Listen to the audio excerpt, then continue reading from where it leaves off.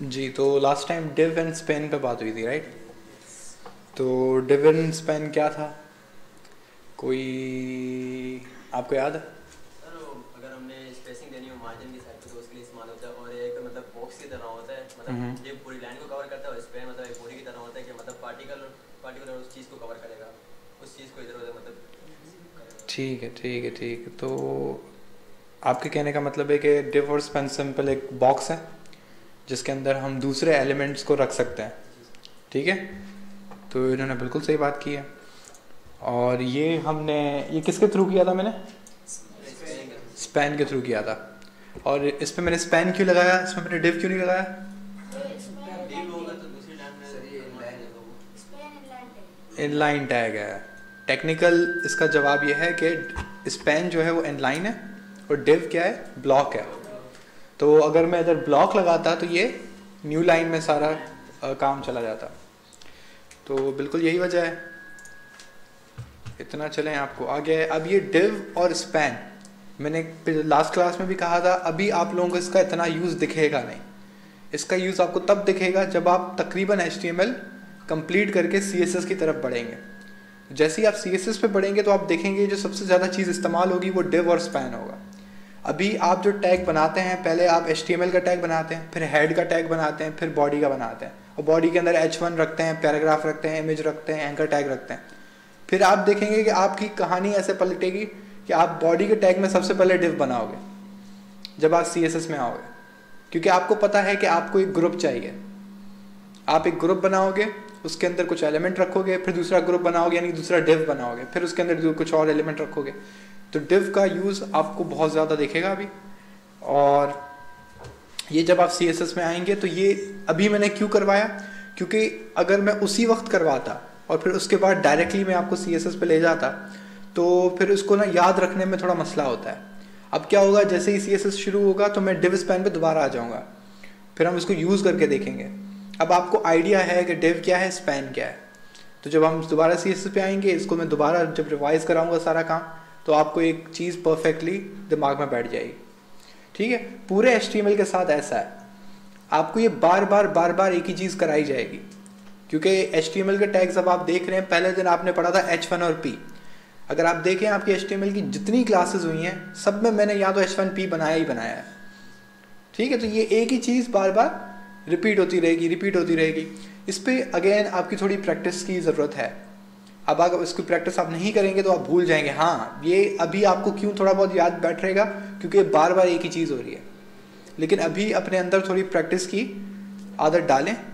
आज एक आपको असाइनमेंट भी मिलेगा नेक्स्ट वीक के लिए। पहले के कुछ वीक्स आप लोगों को असाइनमेंट नहीं दिए गए थे क्योंकि आपके HTML का जो कोड है वो कुछ ज़्यादा आगे बढ़ा नहीं था। तो मैं फजूल में कोई एक चीज़ दे देता, बोलता बना दो, उसका कोई फ़ायदा भी नहीं होता, तो मुझे वो सही नहीं लगता। अभी आप लोग इतनी HTML आपने पढ़ लिया कि अब आप कुछ ना कोई चीज़ खुद से बना सकते हो। जिस तरीके से लास्ट टाइम आपने एक वेबसाइट को कॉपी करने की कोशिश की थी, इसी तरीके से वो असाइनमेंट काफ़ी बच्चों ने, जब मैं राउंड लगा रहा था तो काफ़ी बच्चों ने अल्हम्दुलिल्लाह अच्छा काम किया। उनको बात समझ भी आ रही है कि क्या हो रहा है क्या नहीं हो रहा। कुछ बच्चों में कुछ इश्यूज़ आ रहे हैं, वो छोटी छोटी इश्यूज़ हैं, वो मैं समझ सकता हूँ, क्योंकि आप में से कुछ बच्चे ऐसे भी हैं जिन्होंने पहले कंप्यूटर पे ज़्यादा कोई काम किया ही नहीं है। तो उनको बेसिक जो चीज़ें हैं विंडोज़ के बारे में, फ़ोल्डर कैसे बनाया था, फ़ाइल कैसे बनाई थी, VS कोड कैसे खोला था, उस पर थोड़े बहुत मसले मसाइल हो रहे हैं। लेकिन आप जो अब वो जो बच्चे जिनके बारे में बात कर रहा हूँ वो ये बात समझ रहे होंगे कि उनसे ये मिस्टेक्स हुई थी, तो उनको अपने क्लास फेलोज़ के साथ बराबर आने के लिए थोड़ी मेहनत करनी पड़ेगी। आपको थोड़ा टाइम देना पड़ेगा। संडे वाले दिन एक स्टूडेंट होता है जो बैच 1 का ही मेरा स्टूडेंट है, लेकिन वो काफ़ी अच्छा है पढ़ने में, तो मैंने उसी को एक असिस्टेंट रखा हुआ है, तो वो संडे वाले दिन आता है। तो अगर किसी को भी ऐसा कोई इशू है, वो आप संडे को सेम टाइम जो भी आपका होता है क्लास का, आप उसमें आ जाएं, वो बंदा भी होगा। मैं इवन आप अगर मुझे कहेंगे कि मैं उसको कह दूं कि आपको स्पेशली कोई हेल्प दे किसी एक पॉइंट पे जो आपको नहीं आती, तो मैं आपके लिए वो भी कर सकता हूँ। मैं उसको मैसेज कर देता हूँ, वो आपकी हेल्प भी कर देगा। लेकिन देखें कि आप खुद पहले तो खुद को असेस करें। आप खुद देखेंगे आप में आपको कौन सी चीज़ नहीं आ रही, आप कहाँ पे इश्यू हो रहा है, कहाँ पे आप फंस रहे हैं। मैं जो प्रैक्टिस क्लास करवाता हूँ, मेरा मेन मकसद ये होता है, मुझे सिर्फ देखना होता है कि कौन कितना पहुँचा है। अभी आप में से कुछ बच्चों को बहुत कम हेल्प की ज़रूरत पड़ी थी, उन्होंने सारी तकरीबन वेबसाइट खुद ही बना ली थी और मुझे आखिरी में बुला के बोला कि सर ये जगह बन गई। तो ये बहुत ज़बरदस्त चीज़ थी। लेकिन मसला उन लोगों का ज़्यादा होता है जिनको अभी कुछ समझ में ही नहीं आ रहा था कि हो क्या रहा है। अभी HTML में बहुत ज़्यादा टाइम हो चुका है, लेकिन उसके बावजूद मैं देख रहा था छोटी छोटी मिस्टेक्स हो रही थी। जैसे कुछ स्टूडेंट्स ने टैग्स को क्लोज नहीं किया, उन्होंने ए टैग को ओपन किया, क्लोज नहीं किया, नीचे सारा रेड हो गया, तो कंफ्यूज हो गए ये रेड क्यों हो गया। तो बार बार ये बात बताई जा रही है कि टैग एक जगह पे ओपन होगा, एक जगह पे क्लोज होगा। लेकिन टैग्स दो किस्म के होते हैं, जिस तरीके से इनलाइन और ब्लॉक है, इसी तरीके से इनकी एक और इकसाम है। उसको मैंने ये बात पहले भी बताई है कि एक क्लोजिंग टैग्स हैं, जैसे ये H1P है, और ये एक खुद आपको क्लोज करने पड़ते हैं, और एक सेल्फ क्लोजिंग टैग्स भी हैं। सेल्फ क्लोजिंग में मैंने एग्जांपल शायद दी थी कि इमेज का टैग आपका सेल्फ क्लोजिंग है, BR का टैग आपका सेल्फ क्लोजिंग है, HR का टैग आपका सेल्फ क्लोजिंग है। आपको उसको क्लोज करने की ज़रूरत नहीं है, आप जस्ट उसका स्टार्ट लिखेंगे और बस वो टैग उतना ही है। मैं कहने का क्या मतलब है मेरा कि अब जैसे कि ये हमारा एक कोड था, तो ये P यहाँ पर ये शुरू हुआ और बिल्कुल आखिर में ये यहाँ पे ख़त्म हुआ, सही है। इसी तरीके से एक और हमारे पास टैग्स हैं, जैसे कि इमेज का ख़ास तौर पे ये, तो इमेज का टैग अगर आप देखें तो ये थोड़ा निराला है। उसकी वजह क्या है कि इसका कोई क्लोजिंग टैग नहीं है, ये बस ओपन हुआ, ये टैग ओपन हुआ, इसके कुछ एट्रीब्यूट हैं और ये ख़त्म हो गया यहीं पे। आगे कुछ ऐसा आपको नहीं दिख रहा जो कि नॉर्मली दूसरे टैग्स में आपको दिखता है, सही है। ये ओपनिंग हो गई, ये क्लोजिंग हो गई, लेकिन इमेज में ये चीज़ नहीं आती। उसकी वजह क्या है कि ये कौन सा टैग है, सेल्फ क्लोजिंग। अगर आप गौर करेंगे तो ये सेल्फ क्लोजिंग टैग हमेशा वो होगा जिसके बीच में कुछ चीज़ लिखने की ज़रूरत नहीं होती। अब जैसे कि ए का टैग होता है आपका, अब ये भी बच्चों ने बहुत मिस्टेक की थी, उन्होंने ए का टैग लिख दिया, इधर उन्होंने google.com भी लिख दिया, ठीक है, उन्होंने लिंक भी दे दी, उन्होंने ए टैग भी बना दिया, लेकिन उन्होंने यहां पे कुछ नहीं लिखा इस जगह पे। जब आप यहां पे कुछ नहीं लिखेंगे तो वो आपका ए टैग बन गया है। ए टैग में आपने एट्रीब्यूट में लिंक भी लगा दी गूगल की, लेकिन आपने उसको ये नहीं बताया कि ये लगाना किस पे है। जब आप उसको ये नहीं बताएंगे तो आपको पेज पे कुछ चीज़ दिखेगी ही नहीं, जैसे कि ए टैग है ही नहीं, ठीक है। लेकिन इसको एरर्स को पकड़ना सीखेंगे, ये कोई मसला हो रहा है तो वो मसले को मैं कैसे हल करूं, उसके हल का मैंने बहुत दफ़ा एक चीज़ बताई है कि अगर आप ये गूगल क्रोम पे आप अपने आते हैं, अब आप देखेंगे कोई भी ए टैग मुझे कहीं नहीं दिख रहा, कहीं भी लिंक नहीं है, ठीक है। तो मैंने एक चीज़ बताई है कि ये इस पेज पे कहीं भी ये आपकी राइट क्लिक आप दबाएंगे माउस की तो ये खुलता है। इसका सबसे आखिर में ये होता है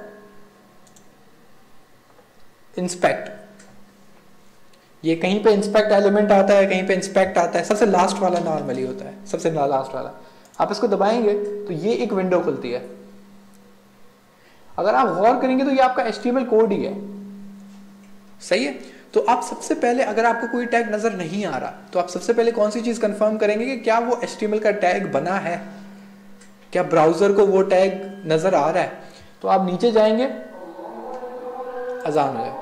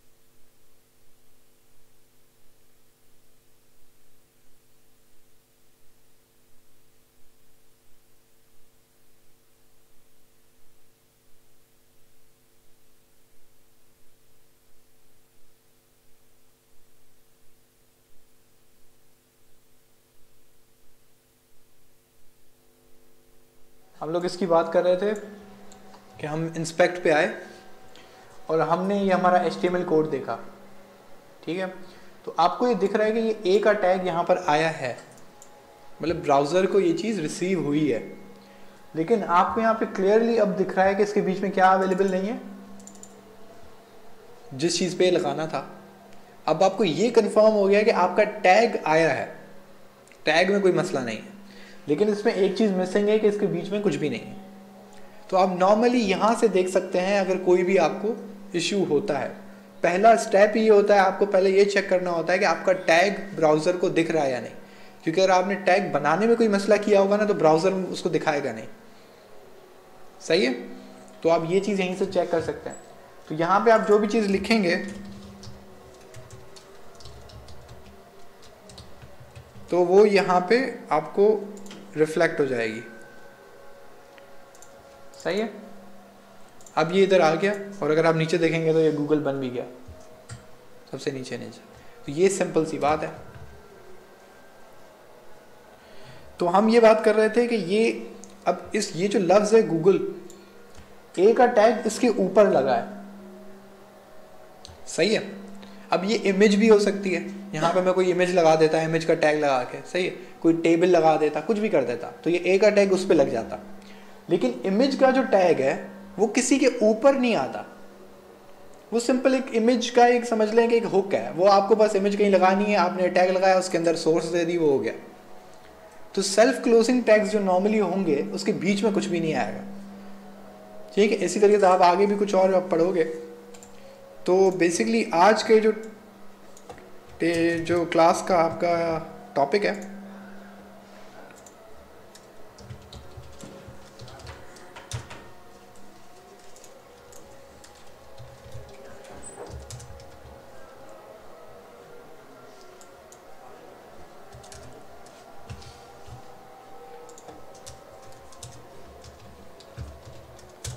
वो है टेबल।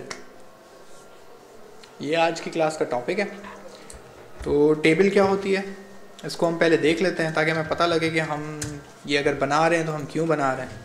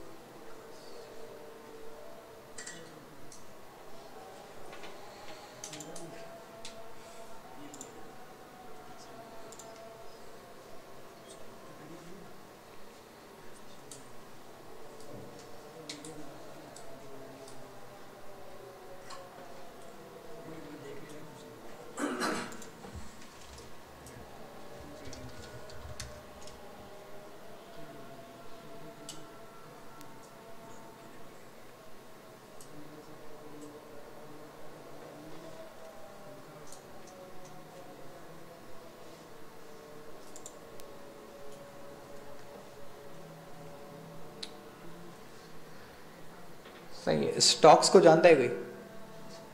स्टॉक एक्सचेंज के बारे में कभी पहले किसी ने सुना था? सुना है ना। तो स्टॉक्स का जो डेटा होता है, न्यूयॉर्क स्टॉक एक्सचेंज है, जापान स्टॉक एक्सचेंज है, लंदन स्टॉक एक्सचेंज है, कराची स्टॉक एक्सचेंज है। तो ये कुछ वेबसाइट्स हैं जो कि एक प्राइम एग्जांपल है जो आज हम टैग्स पढ़ेंगे उनका। तो ये वेबसाइट्स क्या करती हैं, स्टॉक एक्सचेंज की ख़ास तौर पे वेबसाइट जो होती हैं वो आपको ये बताती हैं कि आज के दिन में एक स्टॉक्स का जो opening, closing, prices, volume, data क्या है, बेसिकली आज क्या हुआ, वो एक टेबल की सूरत में आपको सारा डेटा बताते हैं। जैसा कि अभी आपको ये टेस्ला का स्टॉक है, उसके बारे में ये आपको पूरा टेबल मिल रहा है। अब ज़रूरी नहीं कि वो सिर्फ स्टॉक्स में हो, टेबल कहीं भी आ सकता है। कुछ वेबसाइट हैं जो आपको आपका रिपोर्ट कार्ड दे देती हैं, आपके मार्क्स बता देती हैं। आई थिंक इंटर या इंटरमीडिएट का जो रिज़ल्ट आता है वो एक टेबल बना हुआ होता है, उसके अंदर बताया हुआ होता है कि आपके क्या मार्क्स हैं, आपका क्या ग्रेड है, तो वो भी एक छोटा सा टेबल होता है। ठीक है, तो टेबल वेबसाइट्स पे कोई भी डेटा, इसे हम बेसिकली टेब्यूलर डेटा कहते हैं, जिसमें हमें रोज और कॉलम्स की ज़रूरत होती है। बिल्कुल वैसे ही जैसे माइक्रोसॉफ्ट एक्सेल है। एक्सेल बहुतों ने आपने उसे यूज़ किया होगा। तो एक्सेल को हम वेबसाइट पे कैसे लाएं? क्योंकि बहुत ज़्यादा डेटा वेबसाइट पे ऐसा आता है जिसको हमें रो और कॉलम में दिखाना होता है। अब जैसे कि यहाँ पे रोज जो हैं वो डेट है, सही है, जनवरी 7 2022 से शुरू हो रहा है और आगे जा रहा है, ठीक है। और यहाँ से ऊपर जो कॉलम्स हैं जो यहाँ पे दिख रहे हैं वो डेट है, ओपन है, हाई, लो, क्लोज, एडजस्टेड क्लोज। ये बेसिकली कॉलम्स हैं और वो उसकी रॉज हैं। अब इस तरह का कोई डेटा होगा तो उसके लिए हमें टेबल तो चाहिए। तो अब हम ये वेबसाइट में बना हुआ है, इसका मतलब है कि ये कोई ना कोई HTML का टैग है, क्योंकि आपको कोई भी वेबसाइट में कोई भी चीज़ जो दिखती है वो HTML टैग्स के थ्रू ही बनाई जाती है। ये बात तो आपको समझ आ रही है? आप जो भी दुनिया की वेबसाइट देखें उस पर कोई भी आपको काम दिख रहा है तो इसका मतलब वो काम किसके थ्रू हुआ हुआ है? कोई ना कोई HTML का टैग, ठीक है। तो इस तरह का अगर कोई भी काम है जिसमें आपको टेबल की ज़रूरत पड़ती है तो उसके लिए हमें टेबल के टैग की ज़रूरत पड़ती है। अब ये कैसे बनता है और उसमें क्या क्या चीज़ें होती हैं? तो जिस तरीके से बाकी टैग्स हैं उनके नाम से थोड़ा पता लग जाता है कि वो क्या कर रहे हैं। जैसे लास्ट टाइम हमने पढ़ा था UL और OL। UL का मतलब था अनऑर्डर्ड लिस्ट और OL का मतलब था ऑर्डर्ड लिस्ट। LI का मतलब था लिस्ट आइटम, सही है। तो ये उसके नाम से पता लग जाता है कि वो क्या कर रहा है। इसी तरीके से टेबल का टैग जो है जब आप ओपन और क्लोज करेंगे तो आपको पता लग जाएगा कि आप, यानी कि ब्राउज़र को पता लगेगा कि अब आप क्या बनाने लगे, टेबल। लेकिन अब एक चीज़ देखते हैं साथ साथ कि कुछ होता है जब ये मैं लिखता हूँ। तो अभी आप देख रहे हैं कि पेज खुल गया है। ये दिखाने के लिए हम थोड़ा एक काम कर लेते हैं कि यहाँ पे मैं H1 बना देता हूँ, स्टॉक्स डेटा लगा देता हूँ मैं इधर, ठीक है। और पीछे जाता हूँ तो स्टॉक्स डेटा, यानी कि हेडिंग बन रही है, मतलब HTML चल रही है, ठीक है। लेकिन टेबल जब मैंने लिखा है तो इसका कोई असर नहीं आ रहा, कोई भी चीज़ नज़र नहीं आई। तो हम ये कंफर्म कर लेते हैं कि भाई हमारा जो टैग है वो आया है।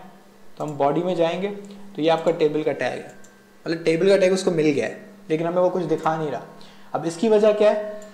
इसकी वजह ये है कि जो टेबल का टैग है ये एक कंटेनर टैग है, जैसे div था, जैसे span था। इन सारों को हम क्या कहेंगे?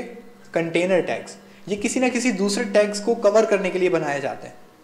इनका खुद का कोई यूज़ नहीं होता, ये बस ब्राउज़र को बताते हैं कि अब एक ख़ास किस्म का कोई ग्रुप शुरू होने वाला है। इसी तरीके से div किसी भी किस्म के ग्रुप पे लग सकता है, सही। उसकी कोई ममानियत नहीं है कि वो ख़ास तौर पे किसी पे नहीं लगेगा, और नहीं, आप किसी भी लगा सकते हैं। मैं इवन इस टेबल का टैग जो है इसको भी मैं div के अंदर लगा दूँ तो वो भी सही है। लेकिन कुछ हमारे पास कंटेनर टैग्स ऐसे हैं जो किसी मखसूस काम के लिए। अब जैसे कि फुटर, हेडर फुटर जानते हैं आप?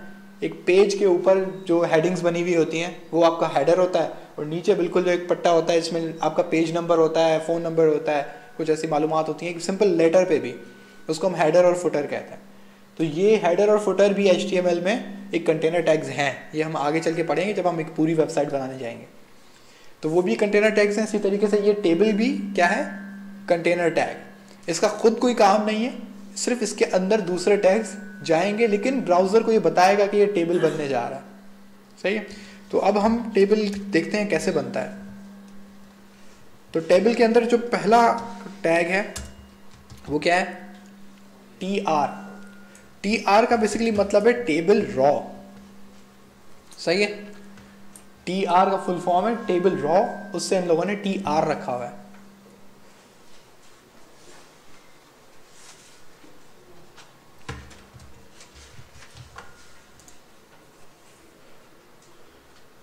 आप कॉपी नहीं लाए?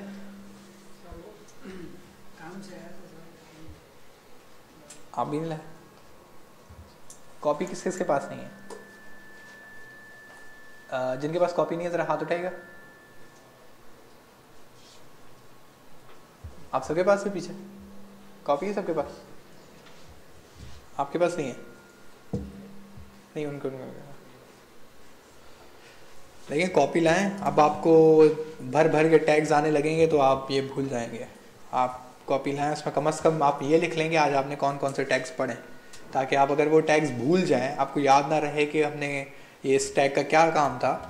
तो जैसे कि अब देखें आपकी कॉपी में लिखा हुआ है TR, आपको ये याद है कि मैंने TR के बारे में कुछ पढ़ाया था, लेकिन आप भूल गए कि मैंने TR के बारे में क्या पढ़ाया था।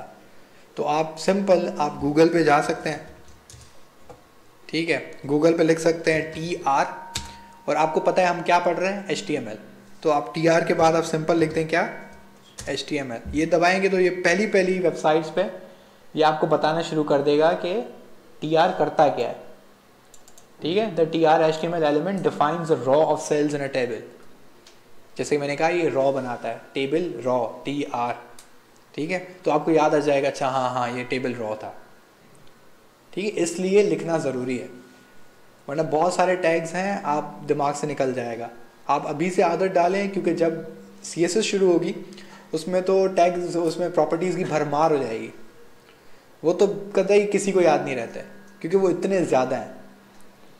वो सिर्फ हमें ज़रूरत के मुताबिक हम देख लेते हैं कि अच्छा इसके लिए हमें ये टैग्स चाहिए। कुछ उसके इंपॉर्टेंट हैं जो हमें याद रहते हैं, बहुत ज़्यादा ऐसे हैं जो हम याद नहीं रखते, लेकिन हमें पता है कि वो हैं और कैसे इस्तेमाल होते हैं, ठीक है। तो इसको लिख लें, ये लाजमी है। तो हम पहले आते हैं टेबल रॉ। देखिए हो क्या रहा है, ये एक रॉ है और उसके कुछ कॉलम्स हैं।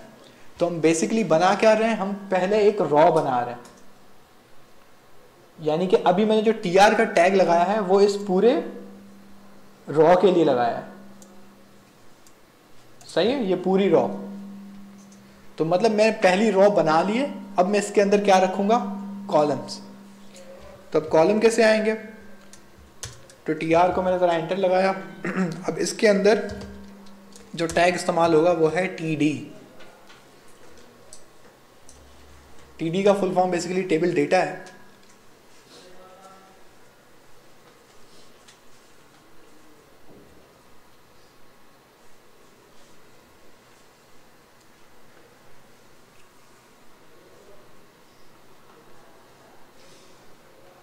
तो अब देखते हैं कि हुआ क्या। इस टेबल डेटा के अंदर पहली जो हमारा कॉलम है उसका नाम क्या है, डेट। यहाँ पे दिख रहा है ना, डेट है ना, सही है। तो मैं पहले लिखता हूँ डेट। अब ज़रा हम पीछे जाते हैं, चेक करते हैं कि कुछ हुआ। हाँ डेट आ गया, पहला कॉलम बन गया। उसके बाद दूसरा कॉलम क्या कह रहा है, ओपन। तो मैं अब क्या करूँगा, अब देखें इसको मैं ज़रा नीचे कर देता हूँ ताकि आपको थोड़ी बात वाज़ेह हो। अब ये एक रॉ है, सही है, मैं इससे बाहर जाऊंगा तो मैं रॉ से बाहर आ जाऊंगा। अब मुझे इसी रॉ के अंदर दूसरा कॉलम चाहिए, तो मैं इसी रॉ के अंदर रहते हुए एक और TD बनाऊंगा, बिल्कुल वैसे ही जैसे अनऑर्डर्ड लिस्ट और ऑर्डर्ड लिस्ट में हम लोग LI लगाते थे। सेम काम है, लेकिन अब ये थोड़ा आगे जाएगा। LI में सिर्फ एक ही बस आपका UL लगता था, उसके अंदर LI खत्म। लेकिन इसके अंदर अब रॉज हैं, एक रॉ वो बिल्कुल एक LI की तरह दिखेगा, और सॉरी अनऑर्डर्ड लिस्ट UL की तरह दिखेगा। फिर दूसरी रॉ वो फिर आपको एक न्यू UL की तरह दिखेगी, सही है। तो अभी हम देखेंगे तो ये आपको पता लगेगा। अभी मैंने ओपन इसको किया, हम दोबारा इधर आए तो आपको दिख रहा है उसने इसके साथ क्या लिख दिया, ओपन। अभी वो बाउंड्री की आप टेंशन ना लेंगे, ये स्पेसिंग और इसके बीच में ये जो लाइनें हैं इसकी आप अभी टेंशन ना लें। क्यों, क्योंकि ये सारा CSS का काम है, खूबसूरती। लेकिन अभी हम सिर्फ पढ़ रहे हैं कि HTML में हम टेबल कैसे बनाते हैं। तो ओपन है, उसके बाद क्या है, हाई लो और क्लोज। तो अब ऐसे ही हम एक और बस TD बनाएंगे, इसके अंदर हम हाई लिख देंगे, एक और TD बनाएंगे, इसके अंदर हम लो लिख देंगे, और एक और TD बनाएंगे, हम इसमें क्लोज कर देंगे। तो मैंने कितने, 1 2 3 4 5। तो यहाँ पे आपको दिख रहा है कि इसने डेट, ओपन, हाई, लो, क्लोज। अब आप सोच रहे होंगे कि अगर हम लोग इसको एक लाइन में अगर लिख देते हैं तो भी यही काम होता, स्पेस दे दे के हम बोल देते कि भाई ये डेट है, ये क्लोज है, जो भी है, सही है। लेकिन फिर अब टेबल की क्या ज़रूरत पड़ी, इस पूरे टैग की क्या ज़रूरत पड़ी, इसका क्या फ़ायदा है। तो इसका अभी आपको फ़ायदा दिखेगा कि इसकी जो रोज़ एंड कॉलम्स का जो एक लेआउट है उसको एक जगह पे रखना ये टेबल खुद हैंडल करता है, कि ये इंश्योर करेगा कि इसके नीचे जो डेट के नीचे जो आपकी वैल्यू है वो डेट के नीचे ही रहे, जो ओपन के नीचे वैल्यू है वो ओपन के नीचे ही रहे। तो एक पूरा एक टेबल का जो स्ट्रक्चर है वो ये सारे टैग्स कंट्रोल करते हैं, और CSS के थ्रू हम इसको और खूबसूरत बना भी देते हैं। अभी मैं क्या करता हूँ कि मैं अब देखें ये मेरी एक रॉ ख़त्म हो गई, ठीक है, ये एक रॉ ख़त्म है। अब मुझे क्या चाहिए, एक और रॉ, नई रॉ चाहिए। तो अब जब मुझे नई रॉ चाहिए तो मैं फिर से क्या करूँगा, अब मैं एक नई रॉ बनाऊंगा। तो मैंने एक नया TR का टैग बना दिया। अब देखें यहाँ पे 1 2 3 5 कितने कॉलम्स हैं, 5। इसका मतलब है कि जो दूसरी रॉ है उसके अंदर भी लाजमी सी बात है कि 5 कॉलम्स की वैल्यू आएंगी। ये बात समझ आ रही है? तो इसका मतलब है कि TD कितने होने चाहिए इधर, 5।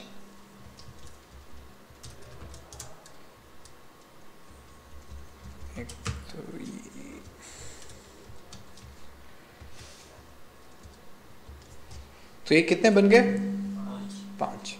इतनी गारंटी है। अब अगर हम लोग इसमें एक काम करते हैं, कुछ भी डेटा दे देते हैं 1 2 3 4 5, ठीक है, और हम पीछे जाते हैं तो अब हमें दिख रहा है कि वो अपने अपने सेल्स में चले गए, बिल्कुल वैसे ही जैसे एक्सेल में काम होता है। लेकिन अब आप क्या कर रहे हैं, आप इसका टेबल का इस्तेमाल कर रहे हैं। अब एक और चीज़ है,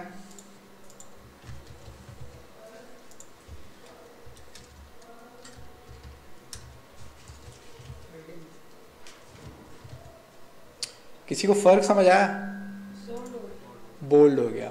अब देखिए मसला क्या है कि जो ये पहली रॉ होती है वो हमेशा टेबल के कॉलम्स के नाम होते हैं, सीरियल नंबर, डेट, जो भी आगे कॉलम्स हैं उनके नाम होते हैं ना वो, तो वो उसको हम हेडर कहते हैं या हेडिंग्स कहते हैं, टेबल हेडिंग्स कहते हैं। तो जब भी आप हेडिंग देंगे, ये ज़रूरी नहीं है, आपने देखा मैंने TRTD से भी बना लिया और उसने उसको एक्सेप्ट भी कर लिया, सारा काम बेहतरीन हुआ। लेकिन अगर आप चाहते हैं कि वो थोड़ा उसको बोल्ड करे, पता लगे कि ये हेडिंग है, तो आप सिंपल TD को क्या लिख देंगे, TH। जैसे TD का मतलब है टेबल डेटा, TH का मतलब है टेबल हेड। इसको बोल्ड के जरिए भी कर सकते हैं, बोल्ड के जरिए भी कर सकते हैं, बिल्कुल कर सकते हैं। CSS के थ्रू मैं वही कह रहा हूँ कि हम नॉर्मली ये भी कर देते हैं कि मैं कोई आसानी के लिए मैं TH नहीं लगाता, मैं TRTD से सारा काम कर लेता हूँ। फिर मैं इसको अभी आप एक एट्रीब्यूट पढ़ेंगे, एट्रीब्यूट अभी आपको एक पता लगेगा ID का, इधर मैं इसको हेडिंग का ID दे देता हूँ। फिर इस हेडिंग के ID के थ्रू मैं इसकी CSS बदल दूंगा, इसको मैं ज़्यादा इसके थोड़े लेटर्स बड़े कर दूंगा, मैं इसको बोल्ड कर दूंगा, इसकी थोड़ी राइटिंग इटैलिक कर दूंगा, जो भी फनकारी करनी है, ताकि पता लगे ये क्या है, हेडिंग। सिंपल, सबकी एक साथ हो जाएगी।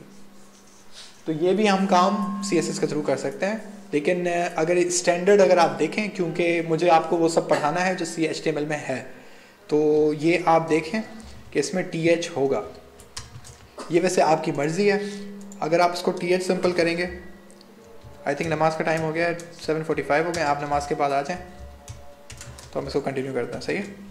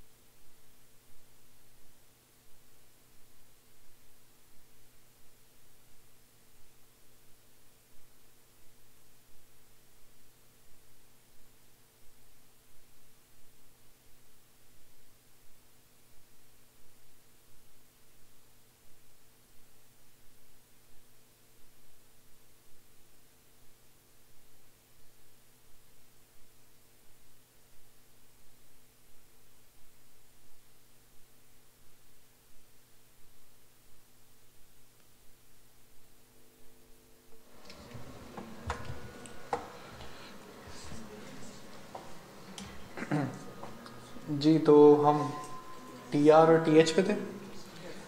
तो बेसिकली आपने देखा कि मैंने सारे जो पहले वाले TD थे उनको बदल के मैंने TH कर दिया, और उसका असर ये हुआ कि पहली जो रॉ है वो सिंपल बोल्ड हो गई है। ठीक है, इसके बेसिकली दो फ़ायदे हैं। एक तो ये देखें, एक कोड करने के बहुत ज़्यादा तरीके होते हैं, बहुत ज़्यादा तरीके, बहुत स्ट्रेट फॉरवर्ड भी होते हैं। आप सिंपल तरीके से कोई भी चीज़ बना के काम ख़त्म भी कर सकते हैं। ठीक है, लेकिन एक प्रॉब्लम होती है कि हम एक चीज़ को कहते हैं क्लीन कोड। जो प्रोफेशनल बंदा होता है उसका कोड जब आप देखते हैं तो वो जो नेट रेगुलेशंस हैं उनको फॉलो करता है, रूल्स को फॉलो करता है। ठीक है, तो जब भी आप किसी बड़ी कंपनी के किसी कोड को देखेंगे तो आपको देख के पता लगेगा कि किसी अच्छी जगह से कोड लिखा गया है। ठीक है, तो ये आप कह सकते थे कि TR और TD से भी तो काम चल रहा था, फिर हमने TH क्यों लगाया। तो ये समझ लें कि यहाँ पर आपको एक्सप्लिसिटली आप बता रहे हो कि ये हेडिंग है।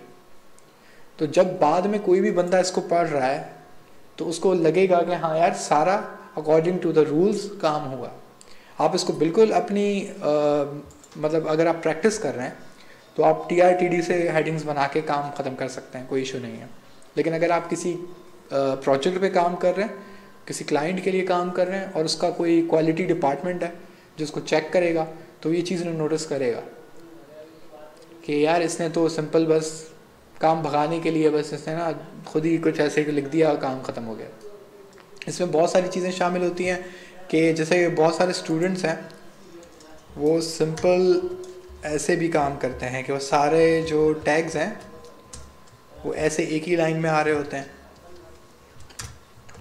ठीक है, मैंने देखा था कुछ स्टूडेंट्स ये काम कर रहे थे। अभी आपको इस पर फोकस करने की ज़रूरत नहीं है, लेकिन अभी से आप स्लो स्लो इस पर आदत खुद में डालेंगे तो आप जब कोड करने लगेंगे तो आपको फिर तकलीफ़ नहीं होगी। ये बार बार मुझे ये चीज़ देखनी है, वो चीज़ देखनी है, क्योंकि आपको वो आदत बन चुकी होगी तब तक। तो आप देखें, इसका स्पेसिंग्स का ख़ास ख्याल रखा करें। स्पेसिंग्स का ये होता है कि आप हर टैग आपको बताता है कि वो कहाँ शुरू है और कहाँ ख़त्म है। अगर आप देखें तो टेबल का टैग, इसको हम इंटेंड कहते हैं बेसिकली, जो आखिरी लाइन से वर्टिकल लाइन से जो स्पेस होता है इसको हम इंटेंड कहते हैं।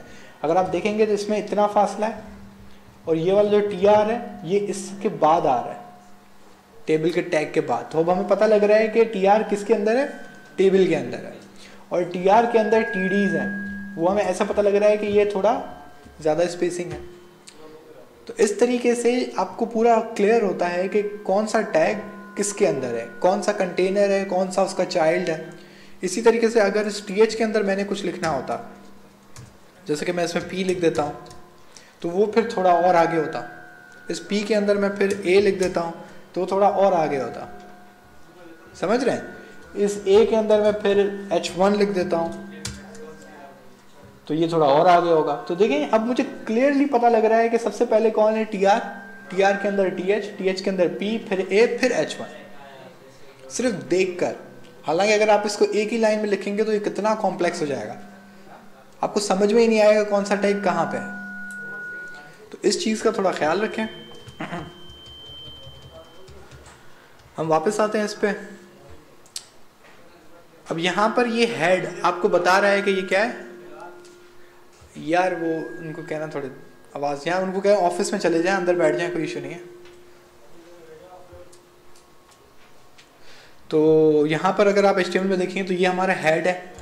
हेड मैंने बताया था कि ये जो ऊपर वाला पार्ट है ये रहा, इस पे असर करता है। और ये जो बॉडी का टैग है, जो एक्चुअल सारा काम है वो बॉडी के अंदर होता है। यही सेम जो तरीका है टेबल के अंदर भी होता है। टेबल के अंदर भी हम लोग दो टैग्स हम यूज़ कर सकते हैं। एक T हेड कहलाता है यानी कि टेबल हेड, और दूसरा T बॉडी कहलाता है यानी कि टेबल बॉडी। ये भी सिंपल कंटेनर टैग्स हैं, इनका बजाते खुद कोई काम नहीं है, ये कोई फ़र्क भी नहीं लाते कोड के अंदर। अगर आप अभी देखें तो आपका कोड जैसा लिखा हुआ है इस पर कोई फ़र्क नहीं आएगा, लेकिन वही वाली बात है कि ये आपके कोड को अच्छा बनाता है। ठीक है, तो आप सिंपल क्या कर सकते हैं कि जो आपके हेड वाली रो है आप इस T हेड के अंदर रख सकते हैं, और बाकी जितनी भी नीचे वाली रोज हैं उसको आप किसके अंदर रखेंगे, T बॉडी के अंदर। ठीक है, ये आपकी टेबल बन गई। इसी तरीके से अगर आपको दूसरी रॉ बनानी है तो सिंपल आप इसको कॉपी करेंगे, एक और रॉ बना देंगे, आप देखेंगे तो एक और रॉ बन गई।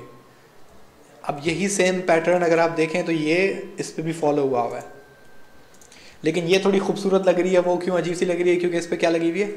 CSS। इसका फॉन्ट चेंज हुआ हुआ है, जैसे कि जैसे माइक्रोसॉफ्ट वर्ड में आप फॉन्ट चेंज करते हैं, इसका फॉन्ट का जो स्पेसिंग है उसकी थोड़ी चेंजिंग है। तो ये सारी चीज़ें आपकी CSS का पार्ट है। खैर ये भी CSS का पार्ट है। ये बॉर्डर्स हैं, टेबल बॉर्डर्स, ठीक है। तो ये आपका टेबल बॉर्डर्स हो गए। अब अगेन इसमें जिस तरीके से अनऑर्डर्ड लिस्ट में जो आपका LI था, LI के अंदर आप पे कोई रोक टोक नहीं थी कि उसके अंदर आप क्या रख सकते हैं। इसी तरीके से आप इसमें भी ये जो जगह है, आप इसमें A का टैग रख लें, आप इसमें इमेज रख लें, आप रख सकते हैं, मना नहीं है। ये आपके ऊपर है कि आप बनाना क्या चाहते हैं। लेकिन आप एक मज़े की बात देखेंगे, अगर आप यहाँ पे इसमें इमेजेस रखते हैं तो होगा क्या कि इमेजेस एक पूरी सेल्स की तरह बनेंगी। ये पहली इमेज, फिर दूसरी इमेज, फिर तीसरी इमेज, फिर चौथी इमेज, एक गैलरी की तरह। ये बात आप समझ रहे हैं? आप उसको खुद ट्राई करके देखिएगा इससे क्या फ़र्क आता है। आप कोई भी 3-4 इमेजेस लें और उसको एक रॉ में लगा के देखें, ठीक है, तो वो एक अच्छे से एक आपके बॉक्सेस में वो अपनी जगह पे फिट हो जाएगी। फिर उसके नीचे दूसरी रॉ बना लें, फिर दूसरे में थोड़ी इमेजेस डाल दें, तो कुछ तो एक तरह का आपका क्या बनेगा, पूरा एक स्ट्रक्चर ऐसा बन जाएगा। बेसिकली मैं कहना चाह रहा हूँ कि एक गैलरी बन जाएगी। ये आप खुद ट्राई कीजिएगा, आप देखिएगा कि आपसे होता है कि नहीं, या आपको क्या मसले मसाइल इसमें पेश आते हैं, तो ज़्यादा बेटर है। किस पे? इमेज का साइज़ आप लगाते हैं, लेकिन अगर आप नहीं भी लगाएंगे, आप सिर्फ ये चेक करने के लिए कैसा दिख रहा है, तो आप खुद कर सकते हैं बगैर उसमें कुछ भी किए।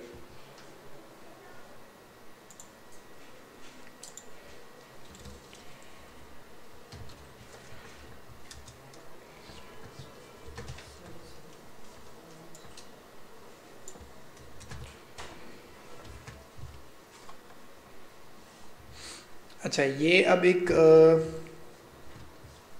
दो इसके एट्रीब्यूट्स हैं। एक मिनट में देखूँ अगर इसकी कोई तस्वीरें मिले हमें। कॉल स्पैन,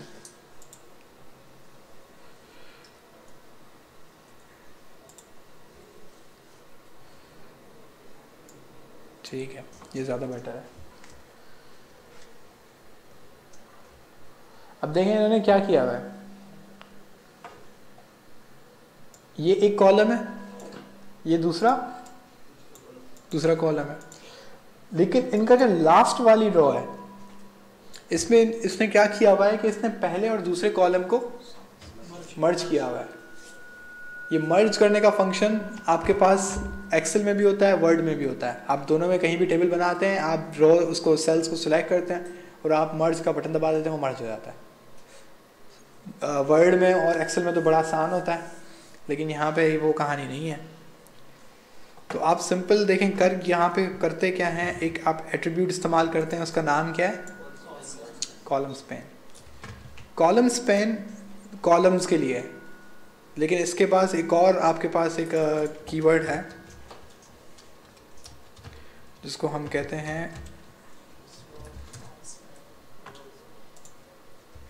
इसकी भी कोई अच्छी सी तस्वीर आ जाए तो समझ आ जाएगा। हाँ, ये रहा, ठीक है। दोनों में देखें फर्क क्या है।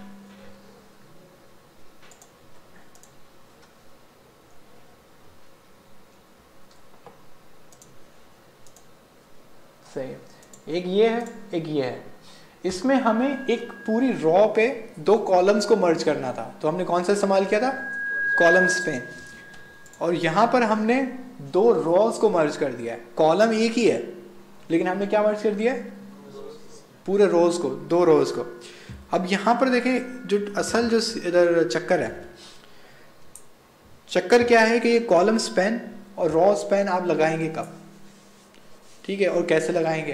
क्योंकि अब प्रॉब्लम यह है कि मैंने ये कहा था कि अब जैसे कि इस रॉ पे चलेंगे, ये कौन सी है? ये टी बॉडी के ही अंदर है हम लोग। ये पहली रॉ है, ठीक है, ये दूसरी रॉ है। इसके अंदर कितने टीडी हैं? 5, क्योंकि कितने कॉलम थे? 5। और इसके अंदर कितने कॉलम्स हैं? 5। दोनों में 5-5 कॉलम्स है। ठीक है, तो अगर मैं इस पर कुछ लगाता हूँ कॉलम स्पैन, तो इस पर वो कम होना चाहिए दूसरी वाली रॉ में, क्योंकि वो पहली वाली रॉ दूसरी वाली रॉ को क्या करेगी? मर्ज करेगी। ये बात समझ आ रही है? ये थोड़ी कन्फ्यूजिंग है। इसको थोड़ा सा आप ये तस्वीर पे ज़्यादा देखें तो समझ आएगी आपको। तभी मैंने तस्वीर खोली कि इसमें थोड़ा CSS उन्होंने लगाई हुई है तो थोड़ी खूबसूरत लग रही है, तो आप लोगों को पता लगे कि वो क्या है। अब देखें इन्होंने लास्ट वाले इस पे किया क्या है। ये पीछे वालों को नजर आ रहा है? नीचे या मैं इसको थोड़ा और ऊपर करूं?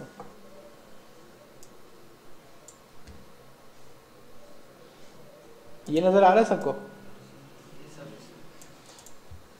अब देखें ये उसकी TR है, जैसे हमने TR बनाया।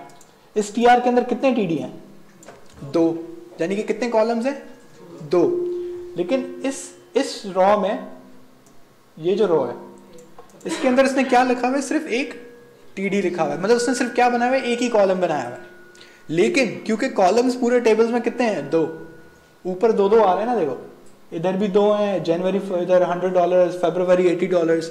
तो टेबल्स के अंदर बेसिकली टेबल के अंदर कॉलम टोटल कितने हैं? 2। लेकिन जिस पे मुझे कॉलम स्पैन लगाना था उस रॉ के अंदर मैंने कितना TD लगाया? 1। क्योंकि मैं प्लान क्या कर रहा था कि मुझे दूसरा वाला जो कॉलम है वो मर्ज करना है, तो दूसरे वाले कॉलम लिखने की जरूरत ही नहीं है। ठीक है, तो आप एक TD लगा रहे हो और उस पर क्या लगा देते हो? Column span 2। तो आप उसको बता रहे हो कि भाई हाँ, इधर इस रॉ पे वैसे तो 2 कॉलम होने चाहिए थे, यानी कि 2 TD होने चाहिए थे, लेकिन क्योंकि मुझे मर्ज करना है तो मैंने सिर्फ उसको 1 TD दिया है। ठीक है, तो ये कॉलम स्पैन है।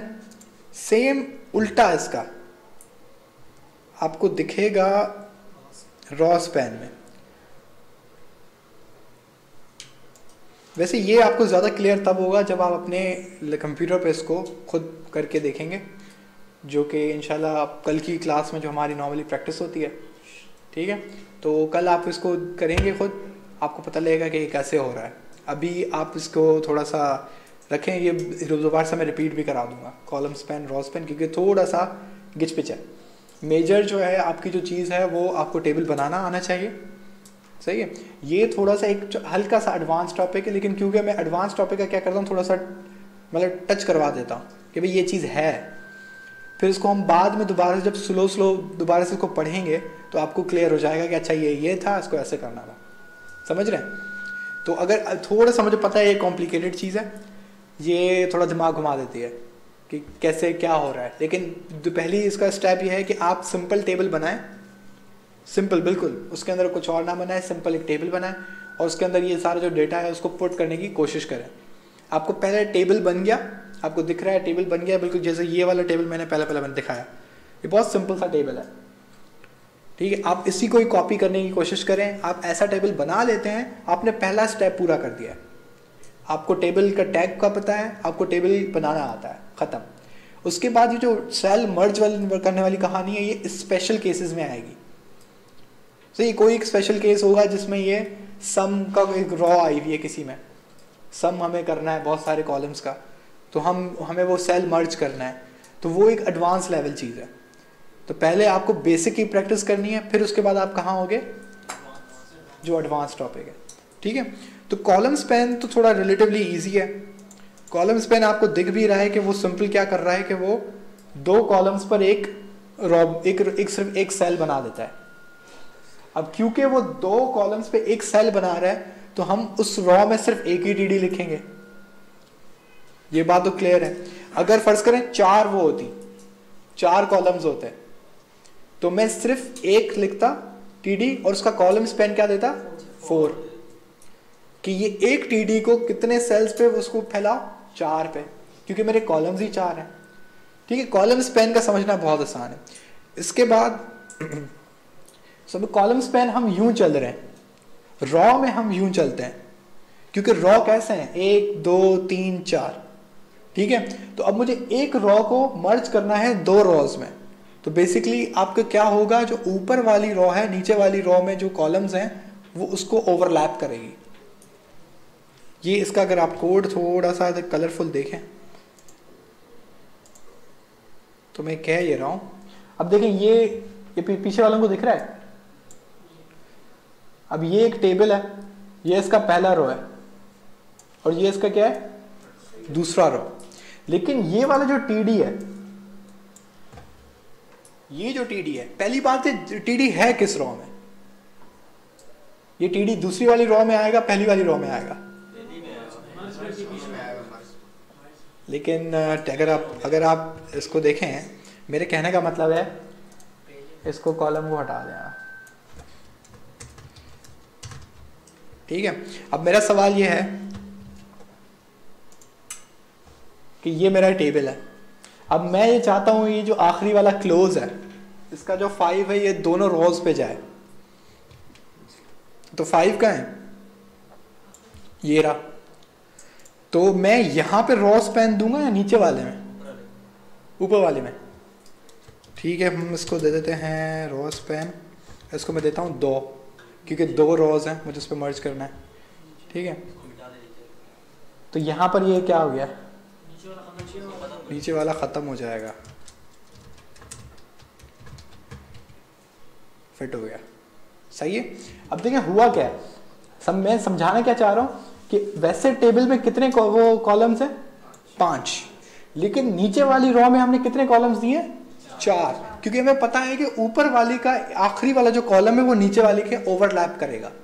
तो जब भी आप ऐसा काम करें तो मेरी ये प्रेफरेंस होगी कि आप सबसे पहले सारे कॉलम्स साफ साफ बना दें, सही है, कोई भी कम ना करें। आप मतलब आप 5 कॉलम्स हैं, आप सब सेल्स में 5-5 टीडीज लगा दें। फिर उसके बाद आप देखेंगे आपको रॉ कौन कौन सी मर्ज करनी है। फिर आप पहले वाली में ये रॉ स्पैन दे दें, 2 दे दें, 3 दे दें, वो आपकी मर्जी है कि 2 रॉज को मर्ज करना है, 3 को मर्ज करना है। उसके बाद जाके फिर नीचे वाली जो रॉज हैं उनके टीडीज को मिटा दें, तो आप कभी भी फंसेंगे नहीं। वरना अगर आप पहले से ऐसे लेके चलेंगे कि मैं तो जीनियस हूँ, और आप बोलेंगे नहीं पहली वाली का जो है टीडी मुझे दूसरी वाली पे ओवरलैप करना है, तो दूसरी वाली का मैंने टीडी पहले से ही उड़ा दिया। मतलब जब मैं टेबल बना रहा था तो मैंने दूसरी वाली में 4 दी, पहली वाली में 5 दे दी, क्योंकि मुझे पता है कि पहली वाली का जो 5वां कॉलम है वो दूसरी वाली रॉ के ऊपर आएगा।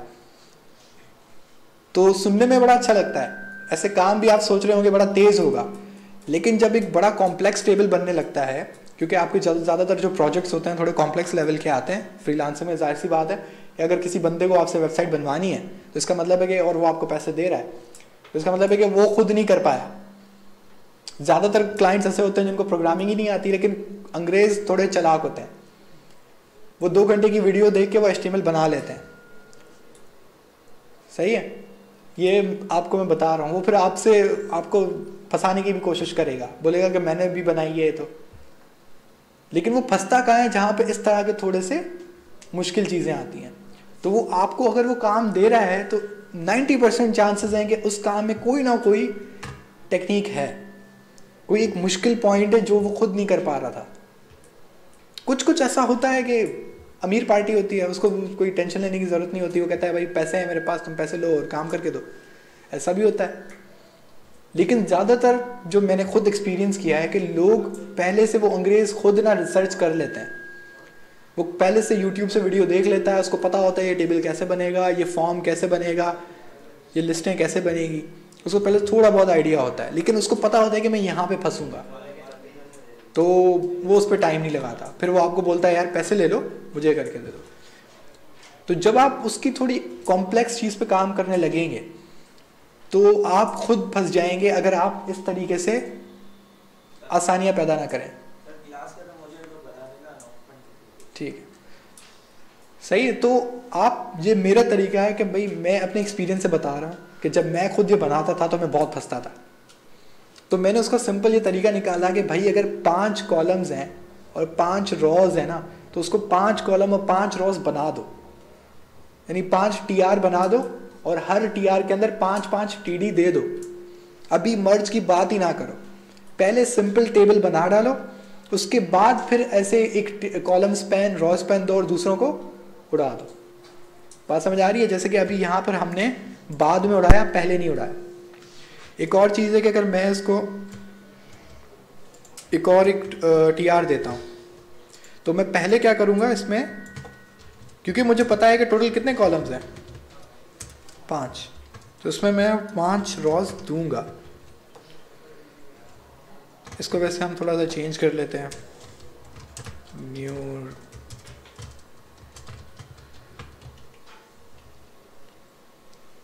तो अब आपको पता लग रहा है कि ये 2 रॉज को तो उसने मर्ज किया हुआ है, लेकिन न्यू जो रॉ बनी वो अपने हिसाब से बनी, ठीक है, उसने कोई चेंजिंग नहीं की, वो बिल्कुल एग्जैक्टली नीचे आ गई जैसे उसको आना चाहिए था, क्योंकि ऊपर जो कहानी मर्जिंग की हुई है ऊपर वाले रॉज पे भी, नीचे कोई इसमें फ़र्क नहीं आएगा। लेकिन अगर मैं चाहता हूँ कि अब ये जो 5 है ये इस तीसरी रॉ को भी मर्ज करे, तो मैं सिंपल क्या करूँगा, यहाँ पे क्या कर दूंगा 3, मैं वापस आऊँगा पीछे, तो ये आपको दिख रहा है कि इसने न्यू रॉ को थोड़ा आगे इसको फेंक दिया, क्योंकि उसको अब पता है कि मुझे वो तीनों रॉ मेरी हैं। ये बेचारा बेदखल हो गया। अब ये बेदखल हुआ तो हमें पता लग गया कि पीछे मर्ज वाला काम तो सेट हुआ, तो मैं सिंपल जाऊंगा इसकी रॉ में जाऊंगा और इस न्यू रॉ को सिंपल डिलीट कर दूँ। बेहतरीन काम, आसान, आपका काम हो गया। अगर आप पहले ही कहते हैं कि नहीं यार पहले में मैं 5 TDs दूंगा, मैं बाद में 4 दूंगा, फिर ऐसे दूंगा, क्योंकि आप रॉ स्पैन और कॉलम स्पैन में बहुत फंसेंगे। अब ये तो था रॉज, अब अगर मुझे चाहिए था कॉलम, जैसे कि अब ये जो डेट और ओपन है मुझे इन दोनों को मिलाना है, तो सिंपल मैं क्या करूँगा कि ये बात आप समझ लेंगे पहले वाले पे ही लगेगा, कॉलम स्पैन या रॉ स्पैन पहली वैल्यू पे ही लगेगा। तो पहली वैल्यू कौन सी है, ये पहली रॉ है, ठीक है। अच्छा, कमेंट सबको याद है? तो मेरा एक और तरीका है कि मैं क्या करता हूँ, मैं ऐसे कमेंट लगा देता हूँ, first raw, second raw, third raw, क्योंकि जब इसमें डेटा पढ़ने लगता है, इमेजेस आने लगती हैं, लिंक्स लगने लगते हैं, बटन्स आने लगते हैं, तो ये बड़ा टेबल का जो कोड है बहुत बड़ा हो जाता है, बहुत बड़ा हो जाता है। फिर आपको समझ में नहीं आ रहा होता कि कौन सी रॉ कहाँ से शुरू हुई, कहाँ ख़त्म हुई। फ़र्ज़ करें कि वो 150 रॉज हैं, अब 150 रॉज बनी हुई हैं, उसके अंदर आपको 45th रॉ पे कोई चेंजेस करना है, तो मसले मसाइल हो जाएंगे। अब TR आप बोलोगे भाई कौन सा 45 है, आप शुरू से गिनते हुए आओगे 1 2 3 4 5 से कौन कौन सी है। तो ये मेरा एक तरीका होता है कि मैं ऊपर उसका नंबर दे देता हूँ कि ये फर्स्ट रॉ है, ये सेकंड रॉ है, ये थर्ड रॉ है, क्योंकि जैसे जैसे आपका काम आगे बढ़ रहा है उस वक्त आसानी है। आप अभी बना रहे हो, बहुत आसानी होती है। आप अपना ही कोड 7 दिन के बाद देखोगे, आपको खुद समझ में नहीं आएगा मैंने क्या किया था, सही है। फिर आप आधा घंटा 1 घंटा लगाते रहोगे कि मैंने किया क्या, फिर आप एक एक ऊपर टैग के ऊपर जाओगे, देखोगे कहाँ कैसे हुआ, क्या हुआ। तो उससे अच्छा है कि कमेंट्स का इस्तेमाल ऐसे करें कि आपको पता होगा ये कौन सी रो है, पहली। खैर, अब इस पर हम पहले पे लगा देते हैं क्या, कॉल स्पैन 2।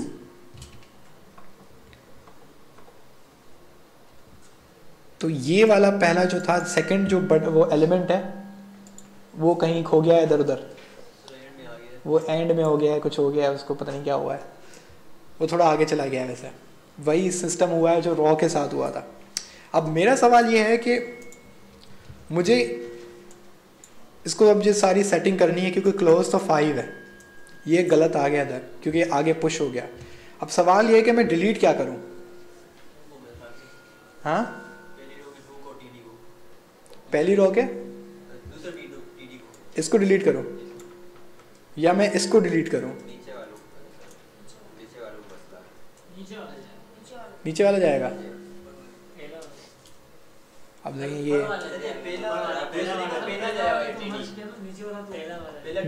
मैंने मर्ज कर दिया है पहले का जो था, ये पहला टीडी जाएगा दूसरी का, तो किसका? ये दूसरी है ना, दूसरा टीआर, हाँ, पहला टी1 पहला वाला ऊपर वाला ये जाएगा। देखो ये देखो अभी अगर मैं इसको मिटाता हूँ 1 मिनट थोड़ी देर के लिए, ये मैंने इसको कमेंट किया, कमेंट का मतलब है कि डिलीट हो गया। अब HTML को नहीं पढ़ेगा, सही है। तो टेबल सही हुआ, टेबल सही हो गया। क्या नहीं है वो तो खैर वो उसका अलाइनमेंट है, वो तो आपकी मर्जी है, CSS के थ्रू आप कर सकते हो। लेकिन काम की बात ये है कि काम हो गया, लेकिन मैंने डिलीट क्या किया, उसी रॉ की दूसरा TD। क्यों मैंने दूसरा TD डिलीट किया? क्योंकि मैं अभी जब आप ये कॉलम स्पैन कर रहे हो तो आप दो कॉलम्स को मर्ज कर रहे हो। जब आप दो कॉलम्स को मर्ज कर रहे हो तो इसका मतलब है कि आप उसी रॉ के अंदर हो, आप दूसरी रॉ पे तो जा ही नहीं रहे। मतलब क्या है, मैंने इसको और इसको मर्ज किया, डेट को और ओपन को, इन दो कॉलम्स को मर्ज किया, तो मैं क्या दूसरी रो पे किसी भी वजह से जा रहा? नहीं, मैं सिंपल खड़ा किस पे हूं? इस पहली रो पे। तो डिलीट कौन सा होगा?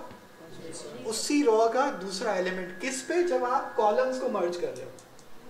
जब आप रॉस को मर्ज कर रहे थे ना, तो जाहिर सी बात है मैं पहली रो का और दूसरी रो का एलिमेंट मर्ज कर रहा हूं।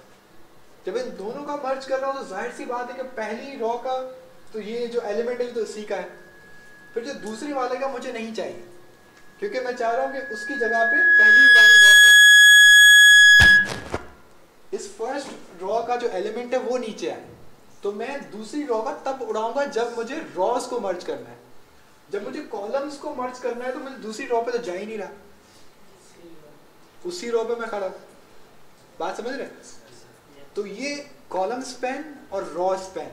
कॉलम और रॉ में कंफ्यूजन क्यों होती है? क्योंकि कॉलम स्पैन रॉ पे काम कर रहा है। तो आप बोलते हो यार कॉलम तो ये कॉलम है, ये कॉलम है, ये एक कॉलम, ये दूसरा कॉलम, ये तीसरा कॉलम। जब आप काम कर रहे होते हो ना तो बंदे का दिमाग से निकल जाता है कि भाई कॉलम स्पैन इस रॉ के कॉलम की बात हो रही है, इस पूरे एक कॉलम की बात नहीं हो रही। समझ रहे हैं? ये इस एक कॉलम, इस एक रॉ के दो कॉलम, और रॉ स्पैन की बात हो रही है। आप बोल रहे हो ये तो नहीं रॉ, लेकिन रॉ स्पैन में आप इन रॉस की बात करते हो। तो जब मैं रॉस को मर्ज करूंगा तो आप बोलोगे कि आप दो या तीन जितने भी आपको रोज चाहिए आप उनके एलिमेंट्स को मिला रहे हो।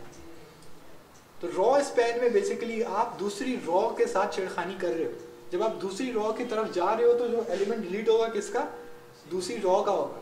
लेकिन जब आप कॉलम स्पैन कर रहे हो तो कॉलम स्पैन में आप उसी रॉ पे खड़े हो, आप दूसरी रॉ पे जा ही नहीं रहे, आप इस अपनी रॉ पे पहला और दूसरा मर्ज कर रहे हो। ये बात समझ रहे हैं आप? तो ये तभी मैं कहा था थोड़ा सा एडवांस टॉपिक है, थोड़ा सा। तो अभी आपको थोड़ा बहुत आइडिया हो गया है, आप में से किसी को समझ आ गई है तो आप ये ट्राई कीजिएगा। तो जब आप ट्राई करेंगे तो आपको पता लगेगा कि भाई कौन कौन से मसले हो रहे हैं और कॉलम स्पैन से क्या हो रहा है, रॉ स्पैन से क्या हो रहा है। सबसे अच्छा तरीका होता है कि आप कॉलम स्पैन लगाएं, एक में 2 दें, देखें क्या फ़र्क हुआ। ठीक है? आप बोलेंगे हाँ यार कॉलम स्पैन जब करना था तो मुझे 2 कॉलम मिलाने थे, तो आप पहली अपनी रॉ का दूसरा एलिमेंट डिलीट करके देखें क्या टेबल सही हुई। आप देखेंगे हाँ यार सही हो गई, इसका मतलब है कि मैंने सही काम किया। फिर आप बोलेंगे नहीं इसको वापस ला, और आप दूसरी रॉ का पहला एलिमेंट उड़ा दें। दूसरी सजेशन यही थी यहाँ पे, जो आपके क्लास फेलोज के दिमाग में हो सकता है किसी दिन आपके दिमाग में भी यही बात आएगी कि मुझे भी ये करना चाहिए, तो आप ये करके देखो। फिर आप देखोगे टेबल के साथ क्या असर हुआ, फिर आप देखोगे कि टेबल की तबाही हो जाएगी, तो आप बोलोगे नहीं ये नहीं करना, पीछे आओ। फिर आप जब रॉ स्पैन पढ़ रहे हो तो पहले आप सिंपल रॉ स्पैन लगाओ, उस पर 2 लगा दो। अब रॉ स्पैन में लॉजिक आपको पता है कि 2 रॉस के एक एलिमेंट मिक्स होता है, मर्ज होता है। तो आप क्या करो, आप पहले उसी रॉ का दूसरा जो एलिमेंट है उसको डिलीट कर दो। अब आप देखोगे फिर तबाही हो जाएगी, दूसरे वो 2 कॉलम अजीब से हो जाएंगे, रॉ का जो काम होना था वो होगा नहीं। तो आप देखोगे नहीं ये नहीं करना था। फिर आप क्या करोगे, आप दूसरी रॉ का पहला एलिमेंट उड़ाओगे, फिर आप देखोगे हाँ अब काम सही हुआ। तो ये आप खुद करके देखो। अभी तो मैंने आपको समझाने के लिए लास्ट वाले एलिमेंट के साथ छेड़खानी की है, आपने नोट किया? अभी मैंने लास्ट वाले एलिमेंट के साथ छेड़खानी की है। तो लास्ट वाले एलिमेंट के साथ छेड़खानी करने का मकसद क्या था कि मैं सिंपल आखिरी वाला एलिमेंट उड़ा रहा था तो काम सेट हो जा रहा था। मजा तब आएगा जब आप इस 3 को मर्ज करके देखें, तब क्या उड़ाना है। जब आप 3 को मर्ज करेंगे, अब जैसे मैंने 5 किया हुआ है, अगर आप 3 को ऐसे करने जाएंगे तो 4 अपनी जगह पे रहना चाहिए, 2 अपनी जगह पे रहना चाहिए, 1 अपनी जगह पे रहना चाहिए। जो मर्ज होगा कौन सा मर्ज होगा? 3।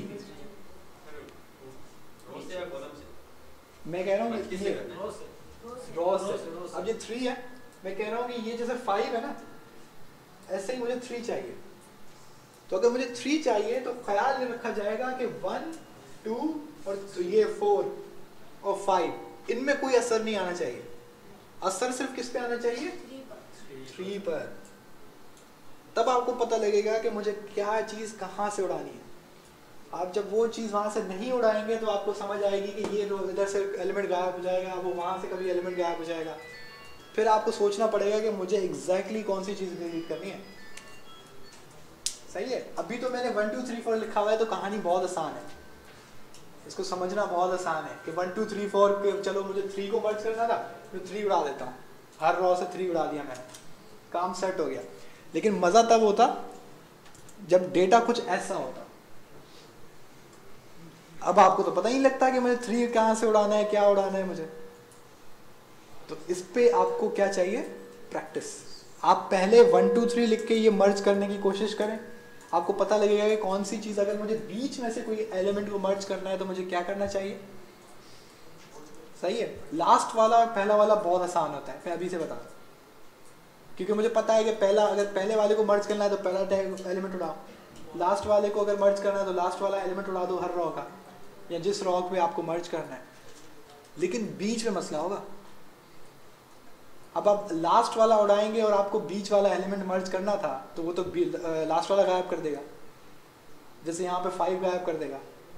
आपको तो 3 मर्ज करना था, 3 वैसा का वैसा रहेगा। सही है। तो ये इस पे बहुत ज़्यादा केसेस हैं, बहुत ज़्यादा इसमें थोड़ी मुश्किलात हैं, परेशानी है, लेकिन आप परेशान ना हो, क्योंकि ये मैं आप लोगों को थोड़ा आगे की चीज़ बता रहा हूँ, जो कि नॉर्मली अगर आप कोई भी कोर्स पढ़ेंगे तो आपको कॉलम स्पैन, रॉ स्पैन को जस्ट ऊपर से बता देंगे कि ये करता क्या है, बस। आपको ऐसे नहीं ले जाएंगे कि भाई इसको मर्ज करो, वो करो।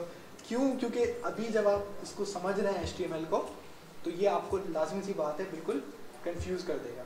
लेकिन मैं ये सोचता हूँ कि यार अगर आपको थोड़ा दिमाग में हो कि ये चीज़ होती है, ठीक है, अगर आप अभी नहीं कर पाते, आप फंस जाते हैं, लेकिन अभी आपको पता है कि ये चीज़ होती है, तो जब आप HTML कंप्लीट कर देंगे, जब आपका दिमाग खुल जाएगा, आपको पता लग जाएगा कि HTML कैसे काम करती है, तो बहुत पॉसिबल है कि जब आप खुद फिर वापस आएंगे, अब आप देखेंगे यार ये कॉलम स्पैन, रॉ स्पैन मुझसे नहीं हुआ था, तो आप देखेंगे कि यार हाँ ये तो बहुत आसान है, क्योंकि अब आपको तब तक आपको HTML की पूरी समझ आ जाएगी कि HTML कैसे काम करती है और उसमें कौन कौन सी चीज़ें कैसे आती हैं। ठीक है।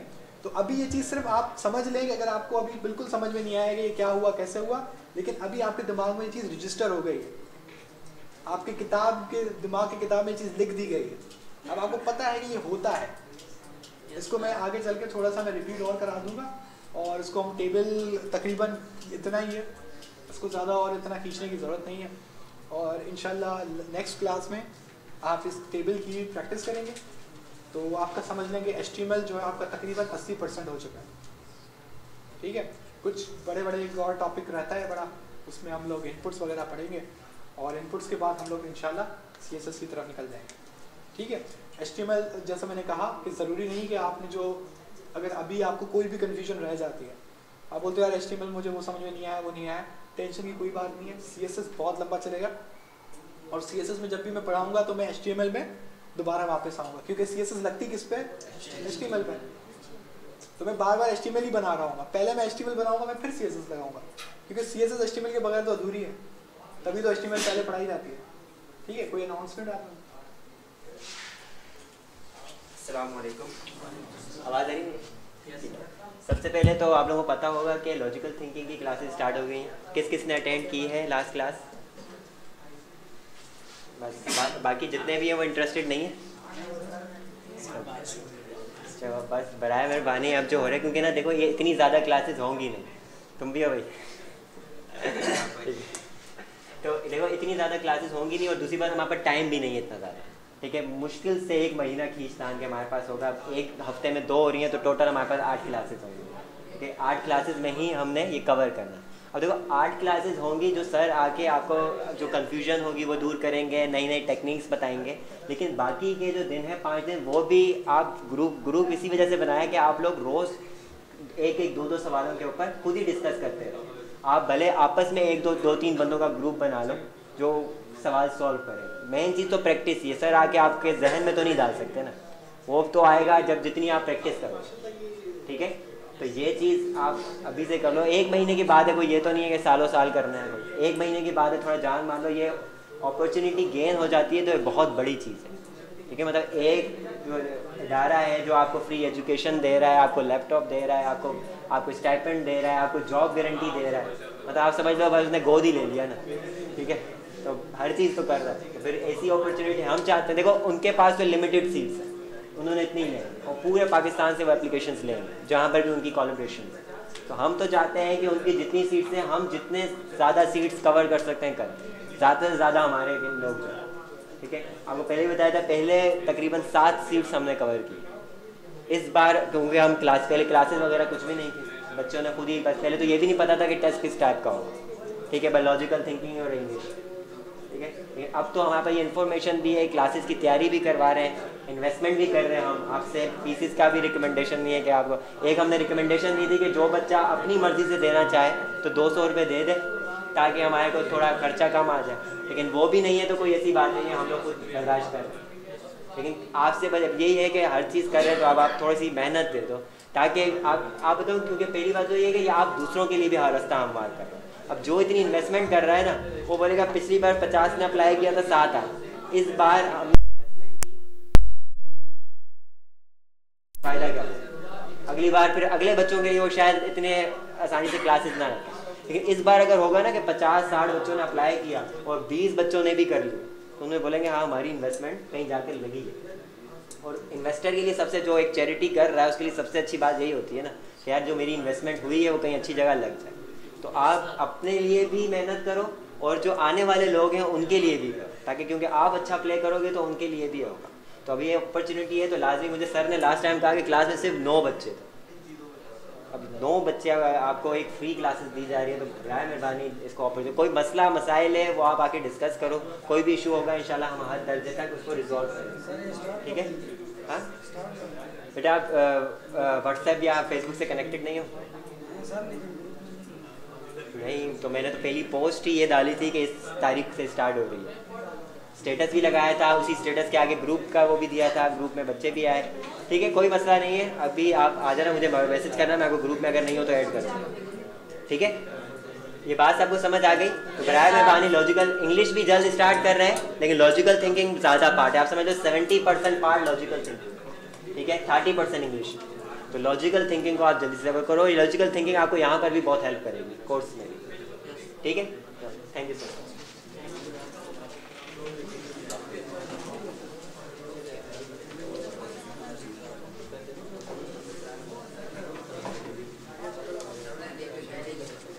हमारा फोटोग्राफी तक अभी तक चक्कर चल रहा है।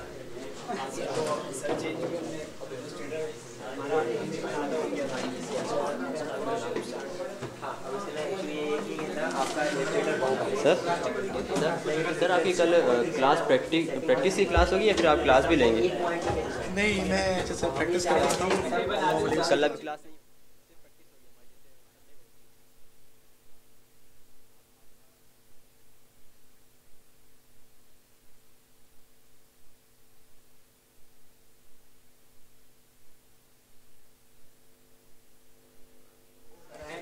अच्छा कल वैसे आप अपने ग्रुप पे ये चीज़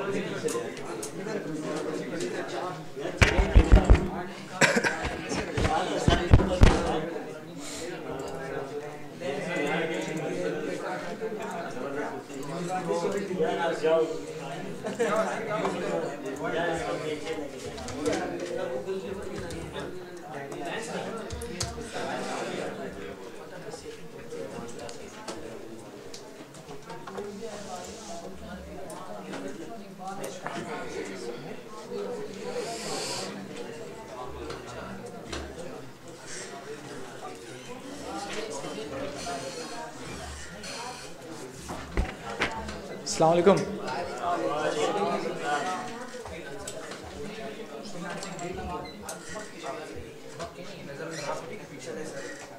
सर क्लास स्टार्ट करें, आपकी इजाज़त हो तो। जी अब देखें, लास्ट वीक में आप लोगों की प्रैक्टिस क्लास हुई थी और उस प्रैक्टिस क्लास में जो रिज़ल्ट सामने आया वो इंतहाई शर्मनाक है। वो आप लोगों ने जो प्रैक्टिस आप कर रहे थे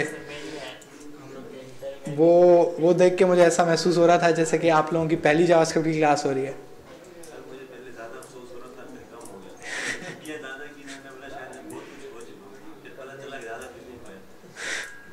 तो उनकी बात बिल्कुल सही है। जिस तरीके से आप लोगों ने लास्ट क्लास में प्रैक्टिस की और जिस तरीके से आप मिस्टेक्स कर रहे थे, सीरियसली लग रहा था कि आप लोग पहली जावास्क्रिप्ट की क्लास लेके और अभी बैठे हुए हो। आप लोगों को वेरिएबल्स की समझ आ रही थी, ना आप लोगों को ये पता लग रहा था कि HTML टैग को कैसे कॉल करना है, ना आपको ये पता लग रहा था कि इनर HTML में क्या फ़र्क है, उसको कैसे सेट करना है। आपको मेथड्स की कोई समझ नहीं थी कि कौन सा मेथड है, कौन से वेरिएबल को हम चेंज कर रहे हैं, क्या कर रहे हैं। तो लास्ट क्लास में बहुत डिसओरिएंटेशन दिखा, ठीक है। तो उसका अब ये बात समझ आ रही है कि भाई आप लोगों ने जितने वीक्स जावास्क्रिप्ट जैसे शुरू हुई है, खुद से तो अल्हम्दुलिल्लाह आपने एक लफ्ज़ भी नहीं लिखा है घर पे, तो वो नज़र नहीं आया ना। प्रॉब्लम ये है, वो नज़र नहीं आया। सर जो आप लिखवा रहे थे उससे पहले अब देखें, प्रॉब्लम ये थी कि मिस्टेक्स में आपको बता देता हूँ, सही है। मिस्टेक्स में सबसे पहले बता देता हूँ। अब ये जो है, ये कौन सा, ये सेट एट्रीब्यूट, ठीक है। ये क्या है? ये एक मेथड है। क्या है ये? मेथड क्या होता है? फंक्शन, सही है। ये बात हमने पढ़ी थी, बताई भी थी मैंने कंसोल पे, क्रोम के कंसोल पे मैंने ये चीज़ दिखाई भी थी कि वो नीचे f दिखाता है, यानी फंक्शन। जो फंक्शन होता है वो अपने ब्रैकेट्स में क्या रिसीव करता है? पैरामीटर, डेटा, जो आप वो उसको फंक्शन को देना चाहते हो कि ये काम करो, ठीक है। तो ये मेथड होता है, इसके अंदर आप डेटा ऐसे देते हो। ये सिंपल आपका फंक्शन है। ऊपर कितने हमने फंक्शन लिखे जिसमें अभी कभी हम नंबर को ही रिसीव करते थे, कोई और डेटा रिसीव करते थे। तो ये सिंपल फंक्शन है, एक ये चीज। दूसरा ये इनर HTML, ये मैंने बताया था कि जो डॉक्यूमेंट का वेरिएबल है वो आपकी पूरी HTML लेकर आता है, लेकिन वो HTML के साथ कुछ एक्स्ट्रा चीजें भी लाता है जो कि एक जावास्क्रिप्ट ऑब्जेक्ट की तरह होती हैं। वो जावास्क्रिप्ट का ऑब्जेक्ट भी हमने देखा था जब हमने डॉट स्टाइल को हमने कंसोल लॉग किया। तो डॉट स्टाइल में जितनी भी CSS की प्रॉपर्टीज थी वो सारी आपके पास ऑब्जेक्ट में दिख रही थी, लेकिन एम्प्टी, खाली। तो इसी तरीके से मैंने बताया था कि डॉट इनर HTML भी एक सिंपल एक प्रॉपर्टी है, किसकी? ऑब्जेक्ट की, जो कि उस डॉक्यूमेंट के अंदर जो भी टैग है उसके साथ लगी हुई है। तो यहां पर आप उसकी वैल्यू चेंज कर रहे हो, उस वेरिएबल की वैल्यू चेंज कर रहे हो। और वेरिएबल की वैल्यू चेंज करने का क्या तरीका है कि बीच में क्या आता है? इक्वल्स टू, और आप उस पर जो न्यू वैल्यू है वो असाइन कर देते हो। ये मैंने चीज बार बार ऊपर करके दिखाई थी। यहां पे इनर HTML का चक्कर क्या है? इनर HTML कुछ ऐसा सीन है कि मैं अगर ये HTML ऑब्जेक्ट को खोलूं और जहां पर मैं एक और नई प्रॉपर्टी दे देता हूं इनर HTML, और यहां पे मैं दे देता हूं हेलो। ठीक है, अब मुझे ये इनर HTML की प्रॉपर्टी की वैल्यू हेलो चेंज करनी है। हम यही कर रहे थे, डेस्कटॉप पे H1 के टैग के अंदर लिखा हुआ था हेलो वर्ल्ड, में बोल रहा था इसको बदल के कुछ और कर दो, हम वैल्यू चेंज कर रहे थे, सही है ना। तो अब वो वैल्यू चेंज, इसकी ऑब्जेक्ट की वैल्यू कैसे चेंज होती है? ऑब्जेक्ट की वैल्यू चेंज ऐसे होती है कि आप ऑब्जेक्ट का नाम उठाते हो, ठीक है, उस ऑब्जेक्ट के अंदर एक प्रॉपर्टी है, कौन सी प्रॉपर्टी है? Inner HTML। आप उसकी प्रॉपर्टी का नाम देते हो, ठीक है। अब बच्चों ने, आप लोगों में से क्या किया, इनर HTML पैरेंथेसिस, और आप लिख दे रहे थे हेलो वर्ल्ड। भाई ये कैसे चलेगा? ये फंक्शन नहीं है, इनर HTML फंक्शन नहीं है। इनर HTML एक वेरिएबल है जो आपका ये HTML का टैग है।